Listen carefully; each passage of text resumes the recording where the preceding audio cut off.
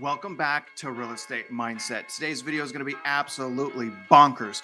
It's going to be looking at the fear of missing out actually shifting to the sellers. Now, as we continue to move forward into 2022, obviously I've highlighted many trends that are going on right now that are essentially forcing the housing market, violently forcing the housing market back into a buyer's market, which is desperately needed if you're like me trying to purchase real estate but are not willing to purchase real estate in a very toxic seller's market. So now with the interest rates surging and skyrocketing, we're finally starting to see all of the other factors starting to put a lot more weight on the housing market. Now, ultimately, you guys know that I don't think the Federal Reserve has the ability to create a soft landing. I believe that we're going to be in a housing market crash.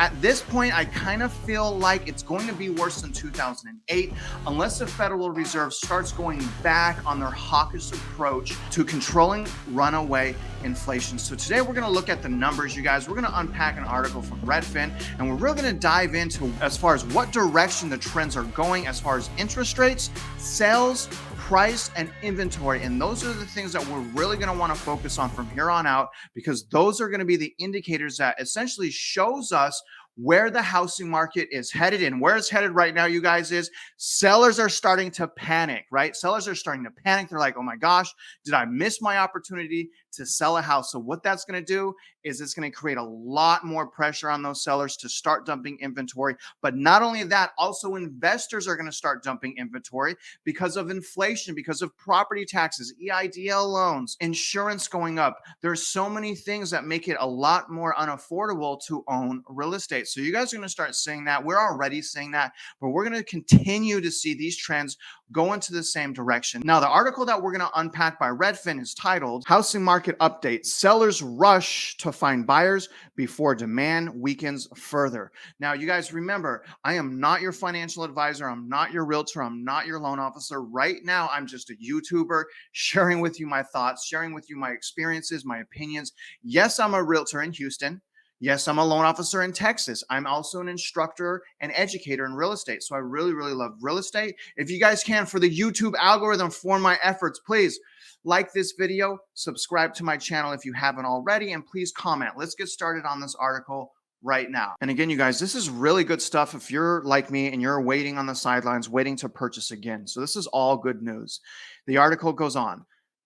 New listings climbed sharply, and the share of listings with price drops reached a 2.5-year high as early stage homebuyer demand declined. Homebuyers may finally start to notice signs that the market is shifting towards their favor. More sellers came to the market during the 4 weeks ending May 15th. New listings climbed nearly twice as fast as they did at this time last year, and the share of listings with price drops rose to the highest level in 2.5 years. Homebuyers continue to pull back in the wake of record high purchasing costs.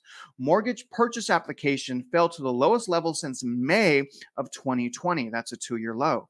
And the number of homebuyers touring and offering on homes, as measured by Redfin Homebuyer Demand Index, posted its largest annual decline since April 2020. Still, desirable homes are getting scooped up at record pace. So you guys may be really excited, right? We're seeing this is happening. First of all, this is happening really super duper fast. And that's a result of the Federal Reserve and all of the actions they're taking. Now, you guys know that I think the Federal Reserve should have taken those actions in 2021. They waited too long. That's where we have this whiplash going on. And it's not just a one whiplash. We're going to continue to be whiplashed throughout this year because we don't know when the Federal Reserve is going to say, okay, inflation is under control, because look at how quickly what they're doing is affecting the economy, is affecting the housing market right now. The only thing that it's not affecting that I can see is the actual inflation. So that's kind of crazy, right? Because again, remember, real estate's not in CPI. You know, housing is, but not real estate, right? So that's very interesting to note. But here's the thing, you guys, you may be excited, right? We're getting price declines. Sales are going down. Inventory, right? Inventory up 2-year high. Inventory up 2-year high, right? Now, here's the thing. You may be really excited. You may want to rush out right now and purchase a home. But what I'm saying, you guys, it's still, if you can wait, it's still not time, because all of these actions have not put enough work in yet. In essence, let all of these measures continue to do their job. And what I want to see is more price reductions. When I see more price reductions and more inventory and those trends continue, then I'll go back into the market and purchase. Even though I'm kind of in the market anyways looking to purchase, I'm still kind of just looking. I'm not taking really anything too seriously. Even though I toured a home this week, I'm still not going to jump on anything. I'm going to let the rates increasing, the quantitative tightening, the and those types of things continue to work, continue to bring these trends in the same direction. Let's continue on with the article. The article goes on. Rising mortgage rates have caused the housing market to shift, and now home sellers are in a hurry to find a buyer before demand weakens further. You guys see how quickly the fear of missing out flips? This is crazy. The fear of missing out is so strong, you guys, yet it can flip with a snap of a fingers. That's so crazy. That's why you guys have to make up your mind by yourselves, right? That's why I'm always saying, don't let other people make the decisions in your life for you. You need to make up your mind. Let's continue. Not only are more homes hitting the market each week, but sellers are dropping their price at rates not seen since before the pandemic. Thank you.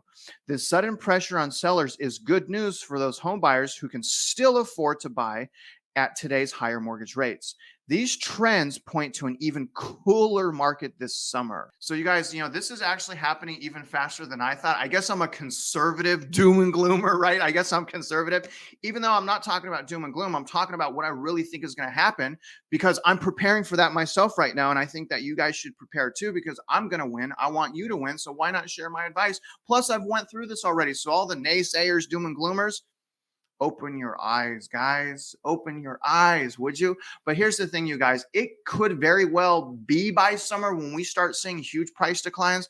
I didn't think that's going to happen until Q4 of this year as far as a nationwide effect. So I'm still leaning towards Q4, although it's speeding up a lot faster. I do believe Q3 of this year, again, the recession in Q3, and I believe we're going to have double the inventory we had in March in Q3 of this year, sitting at 700 to 800 active listings. So I see that coming. So I'm still not really looking at purchasing this summer. But if I do purchase this summer, if I find a good deal, if I find a house that I love, I'm going to take you guys through that entire process. Okay.